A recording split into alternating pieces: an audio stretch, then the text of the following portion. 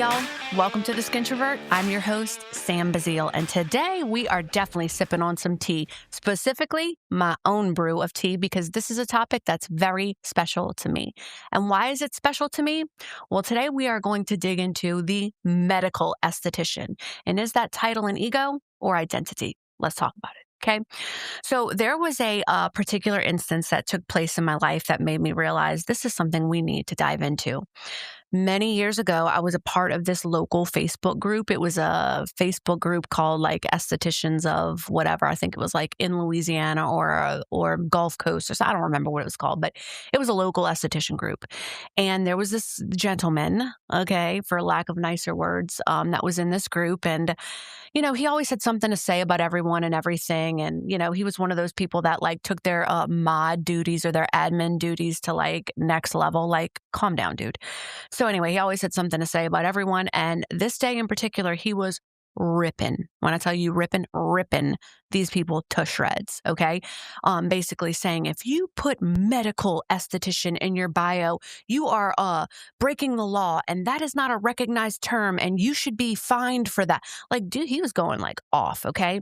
And I wanted to weigh in so bad. Like, I wanted to give my opinion on it so bad, but I was scared. I feared that like all the bullies would come for me, so I stayed quiet.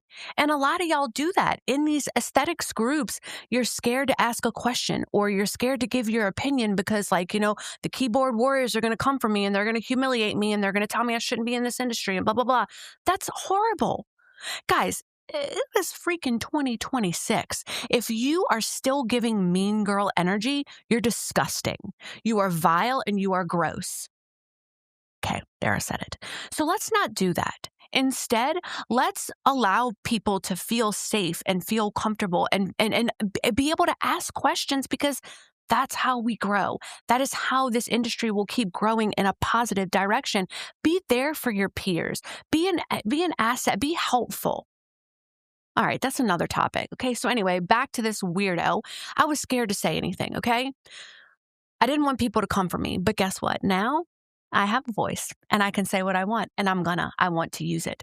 Now, I don't want to use this platform to push my ideas on anyone, but I want to use it to open the door so that way we can all have safe conversations about the truth and how the aesthetics industry has evolved.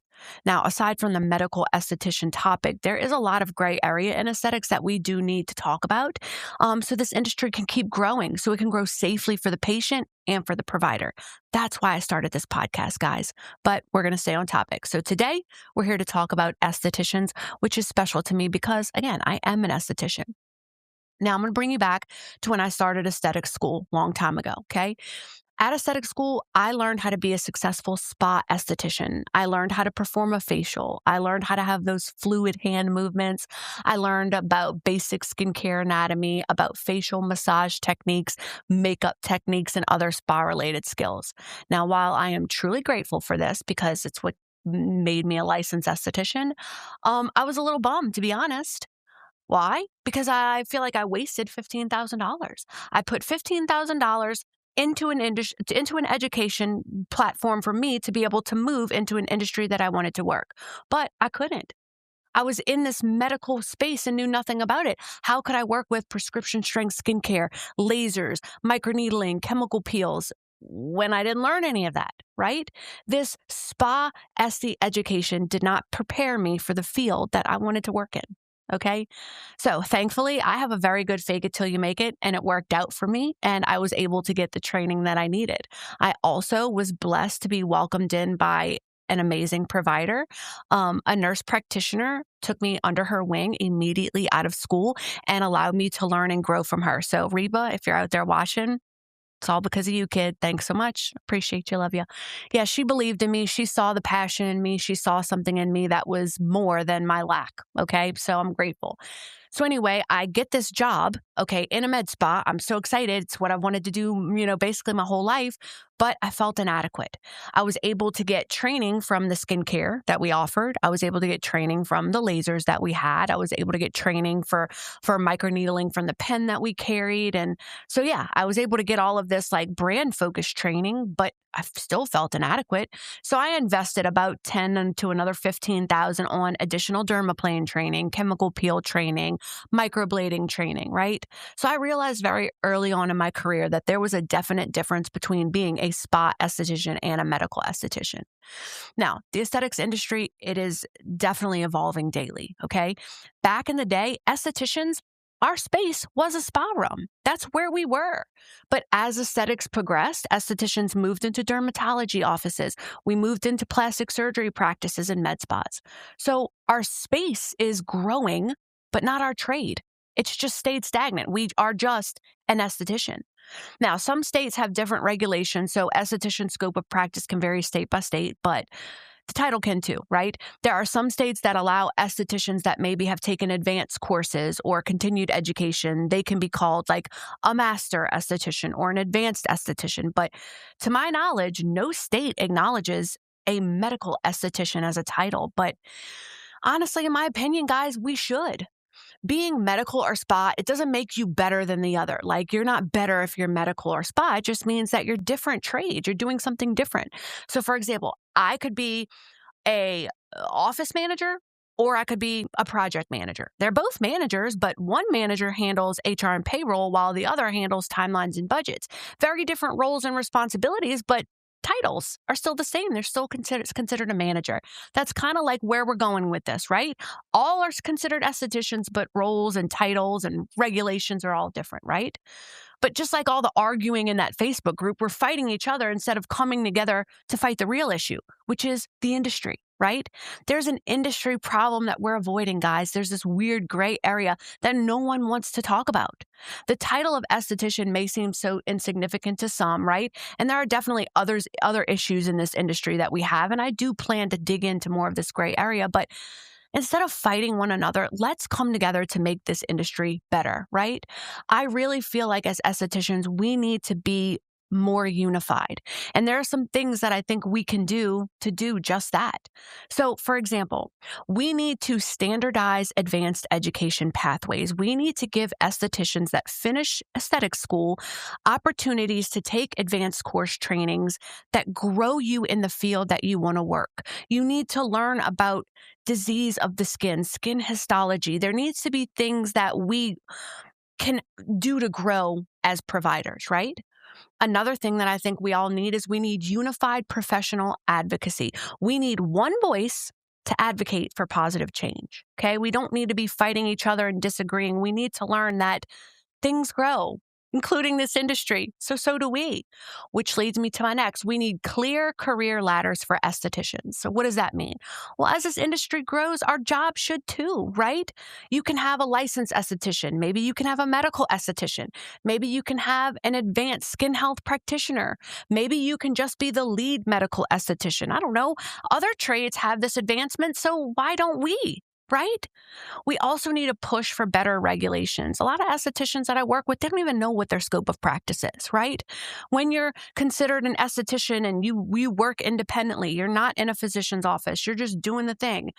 Your roles and responsibilities are very clear because the local cosmetology board governs you and they're making sure that you're following the rules and you're doing everything that you're supposed to do. But then when you move into this medical space, it's like, boom, nobody knows what the hell they're supposed to do or what they can and can't do. That's wild to me. Okay, that's that gray area that we're just kind of like, oh, I don't know, I guess. That's crazy. That's nuts. We need very clear regulations for what we should or we shouldn't be doing, right? And we need better education access, okay? Not just from the brands and the devices. And what do I mean by that? Look, when I became an esthetician, I was very grateful for that brand training because that's really all I had to train in the industry I wanted to be in. So I was very grateful for it.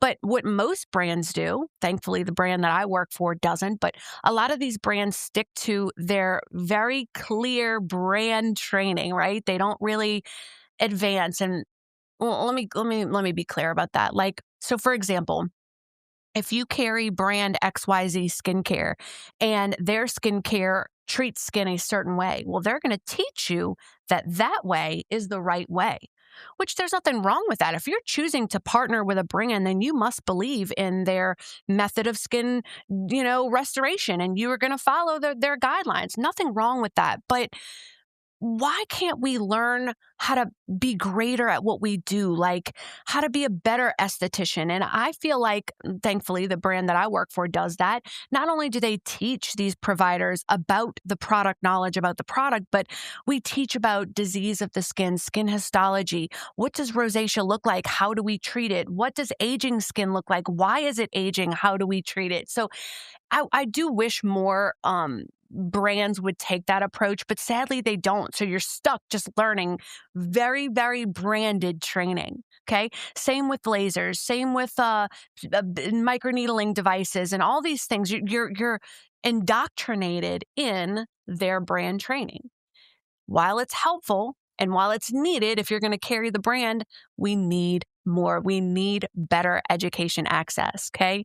We also need very clear role definitions. We need to know what is in our scope of practice as an esthetician, what that looks like, and if we want to grow, if there's a growth opportunity, also, what does that look like? So I want to say this. I want us to come together and be more unified. In the role that I'm in right now in sales, I get to take a very cool position. I get to come in to the ones that want me. I get to come in. I get to work with your staff, teach them how to create treatment plans, how to successfully protocol their patients, and, how to grow them as providers. I love that part of my job. I love that part of my job. It is so fulfilling and rewarding. But you know what I see a lot of? And sadly, it's a lot of estheticians. I don't know why. It doesn't compute with me. I can't relate, but I don't see enough passion. I don't see a lot of passion. And that's sad to me. It's sad because when I was an esthetician and I had my hands on skin, I can't explain to you how good I felt.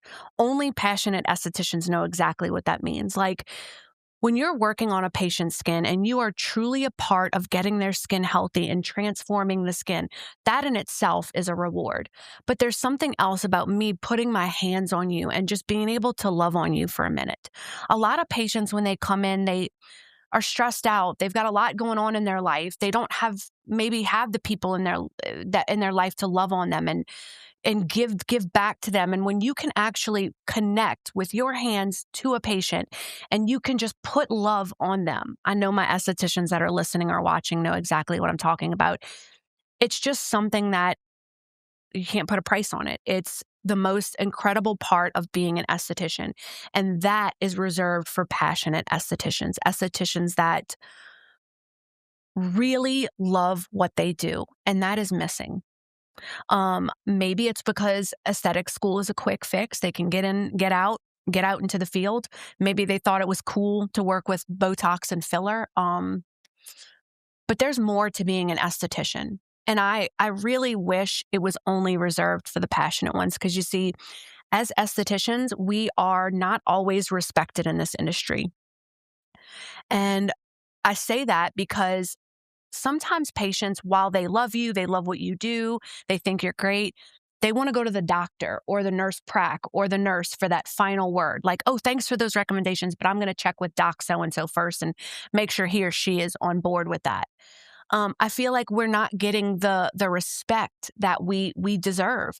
And I fear that it's because there's so many unpassionate, lazy estheticians that are out there that just don't want to, that don't have it in here. So I'm going to say this respectfully.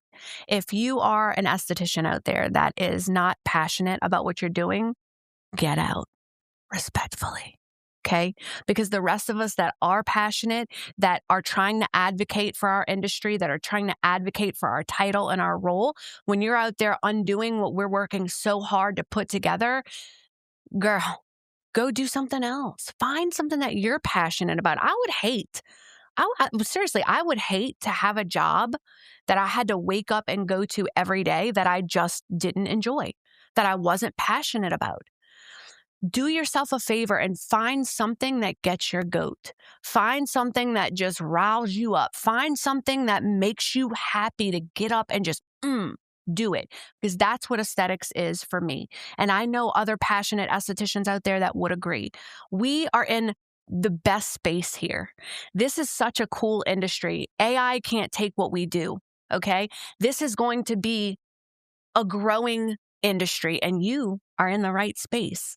We just need to make sure that our education, our passion, what we offer, what we do matches that growth. And I feel that if we keep doing that, if we just keep ticking away at those gray areas and really working to just mold it and refine it, we are going to make a huge impact on this industry.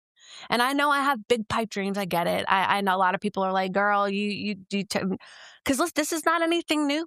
This is something that I've brought up. And you want to know what I was told when I said I wanted to address this? I was told, you better not. You better stay away. It's a cult. It's not going to be received well. You're going to spend a fortune and they're going to laugh at you. These aesthetic schools are together on the... Y'all, I've heard it all. And while, yes, it may be click tight, and while I'm just one person, a little voice, I bark and I'm loud. And with other peers that share this same passion with me, we can bark together and we can definitely at least rile them up a little bit to initiate some change. So listen, I want to hear from y'all. I want to hear, do you agree with me? Do you disagree? Do you think I shouldn't be speaking on this? I know nothing about it. I need to stay in my place like I've always been told, get back in the corner, know your place. Do you agree? Do you feel that's where I should be? Look, any feedback is welcome, okay? That's how I can make this a better space for all of us. So I want to hear from you. Whether you want to comment on something that we talked about today, or you think that there's a gray area or a topic or an education piece that we should cover, reach out to me. You can reach out to me on all social media platforms. I'm there as the Skintrovert. You can also email me directly at skintrovertsam@gmail.com. I want to hear from you. That's how this is going to continue to stick around, because this is a new thing for me. And while I am enjoying chatting with you all, I do want to hear from you. And that way I can keep on growing. All right. Okay, guys, thanks for tuning in. Don't forget to follow. Don't forget to subscribe. And please leave a 5-star review if you've enjoyed what you heard. All podcast platforms, Apple, Spotify, iHeart, whatever one is your favorite, you can find me there. All right, guys, have a wonderful rest of your day. Thanks for tuning in. And until next time, bye, guys. Think of the Skintrovert as your aesthetics roundtable, not a training manual. This podcast is for professional education and discussion. It's not medical advice. Your scope of practice matters, regulations vary, and your license always leads. To continue the conversation, follow the Skintrovert on Apple, Spotify, or any platform that you listen to your podcast.